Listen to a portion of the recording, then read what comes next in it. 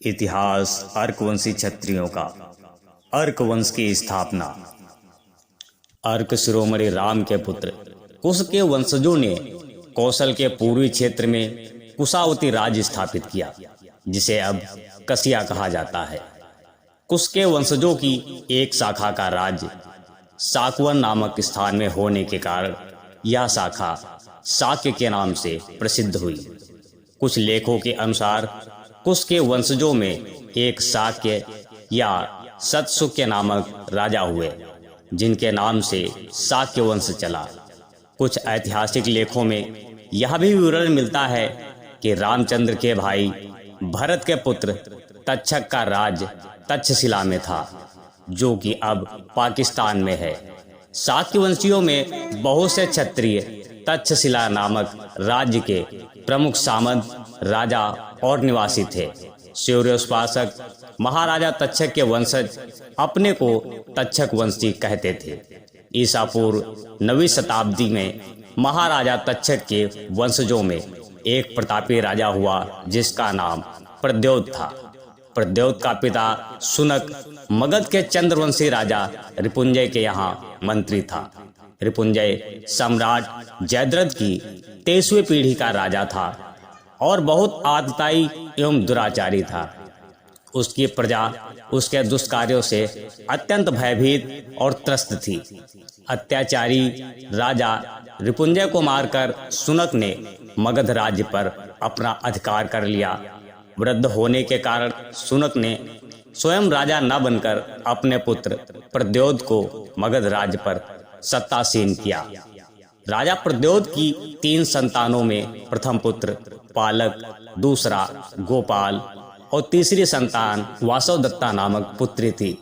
प्रद्योत ने 23 वर्षों तक शासन किया और अवंती तक अपना राज्य विस्तार कर लिया। उनके बाद उनके पुत्र पालक ने 24 वर्षों तक राज्य किया। प्रद्योत के दूसरे पुत्र गोपाल से आर्यक अथवा अर्क नामक पुत्र उत्पन्न हुआ, जिन्हें पौराणिक ग्रंथों में सूर्यक एवं अजक भी कहा गया है। आर्यक अर्क के पुत्र नंदिवर्धन थे, जिन्होंने अपने पिता के नाम से अर्क वंश की स्थापना की। इस शाखा के क्षत्रिय अर्कवंशी क्षत्रिय कहलाए। नंदिवर्धन, जिन्हें अवंतिवर्धन भी कहा गया है, का एक पुत्र शिशनाग हुआ, जिससे नागवंश की स्थापना की। शिशनाग के वंशजों से कालांतर में वैश्य क्षत्रियों की एक शाखा का भी जन्म हुआ। नंदिवर्धन की दूसरी पत्नी से बालार्क नामक पुत्र हुआ, जिसने उत्तर भारत के उत्तरी क्षेत्र बर्मराइच, वर्तमान में बहराइच में जाकर अर्कवंशी राज्य स्थापित किया। राजा बालार्क सूर्य के उपासक थे तथा उनके वंशज राजा तिलोकचंद ने कालांतर में यहीं पर एक सूर्य मंदिर की स्थापना की, जो कि बालार्क सूर्य मंदिर के नाम से प्रसिद्ध हुआ। राजा बालार्क की वंशज अर्कवंशी क्षत्रिय सैकड़ों वर्षों तक अपने पूर्वज के नाम पर बालार्क उपाधि धारण किए रहे।